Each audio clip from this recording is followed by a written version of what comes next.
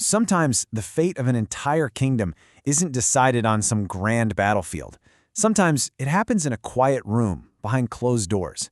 And in this explainer, we're going to break down one of those moments, a single pivotal scene where a private family argument ends up kicking off a massive war.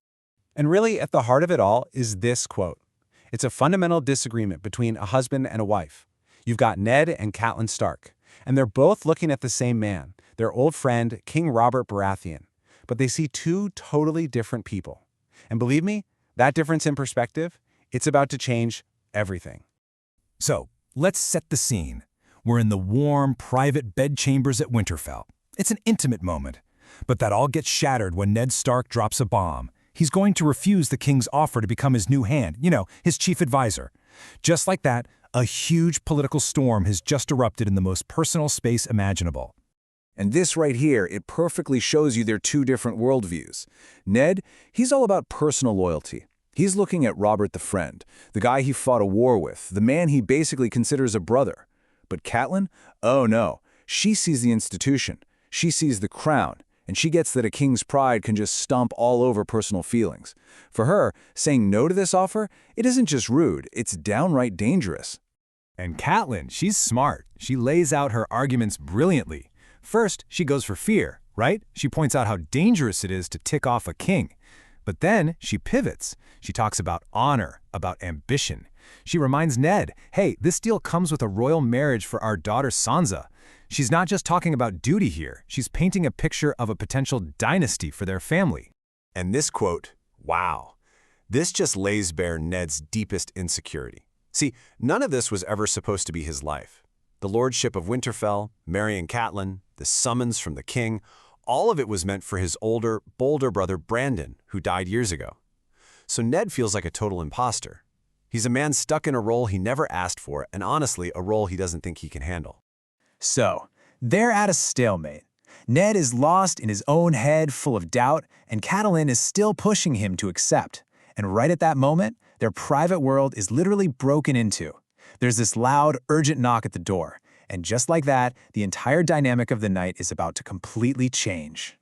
And the way this message arrives is so strange. It's not a formal raven, not some royal courier. This thing was smuggled in, hidden inside a gift.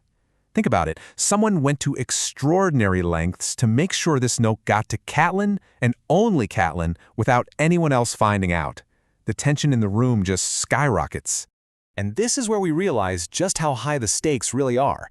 The message is from Catelyn's sister, Lysa, who happens to be the widow of Jon Arryn, the very man Ned is being asked to replace. And get this, it's written in a secret language from their childhood. What does that tell you? It means whatever is in this note is so dangerous that if anyone else had found it, the person who sent it would probably be dead. So Catelyn reads the note, and there's this stunned silence in the room. And then she drops the first bombshell. The last hand of the king, Jon Arryn, he didn't just die of a sudden fever like everyone thinks. He was murdered. And before they can even process that, she hits them with the accusation that just ignites the whole thing. The killers, her sister claims, are the Lannisters, the Queen's family. The political game is over. This is now a murder investigation. So this changes everything. The debate isn't about honor or ambition anymore. Now it's about justice, vengeance, and flat-out survival. And just look at this complete flip-flop. Catelyn, who was just arguing for Ned to go south for politics, is now begging him to go to uncover a murder conspiracy. And Ned, who just wanted to stay home in the north, well, now he has a much better reason to refuse. The capital is a nest of adders where his predecessor was just poisoned. This is where Maester Luwin, the voice of wisdom in the room, steps in. He completely reframes the choice.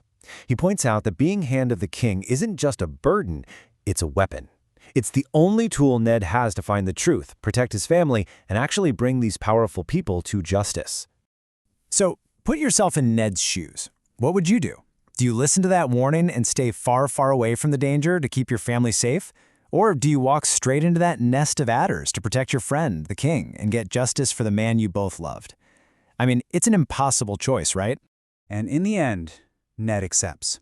But you can feel the dread in his acceptance, because he can't stop thinking about his own father who answered a summons from a king, went south, and was brutally murdered. History is casting a long, dark shadow over this whole thing. Of course, a choice like this, it's never free. There's always a cost. And for Ned Stark, the price of doing his duty is the fracturing of his own family. And this chart just lays out the painful split. For a whole bunch of political and practical reasons, they have to divide the family. Catelyn's going to stay and rule the north with their oldest, Robb. Ned will take the girls, Sansa and Arya, to the capital. And Bran is going south too. A house that's been united for years is suddenly being torn right in two. So, with all these huge kingdom-level decisions made, the conflict suddenly snaps right back to something incredibly personal. It's a wound in Ned and Catelyn's marriage that is never, ever healed. Ned's bastard son, Jon Snow. And Catelyn, she draws a hard line in the sand. With Ned gone, she will not have Jon Snow in her house. It's a cruel ultimatum, sure, but it comes from years of quiet hurt and resentment. You get the sense she's forgiven Ned for what he did, but she can't forgive him for bringing the living proof of it home to raise with her kids. And you can just feel Ned's fury and his pain. He's completely trapped. He can't take Jon to the royal court. A bastard would be scorned there. But he can't leave him here if his wife won't have him. He's caught between his duty as a husband and his love for a son he suddenly can't protect. And once again, it's Maester Luwin who comes up with the perfect, if pretty harsh, solution, the Night's Watch. It's this ancient, honorable order where it doesn't matter if you're a bastard. It solves both problems. It gets Jon out of Winterfell, which is what Catelyn wants, and it gives Jon a future where he can still find honor and make a name for himself.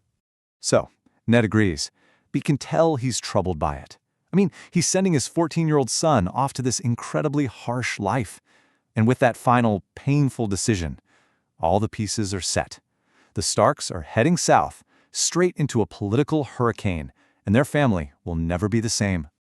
You know, when you look back, every single choice made in that room came from a good place. Love, duty, a search for justice.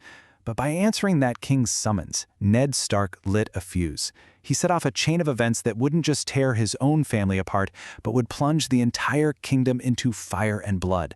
It was a choice he made for honor, but you have to wonder, was it the beginning of their end?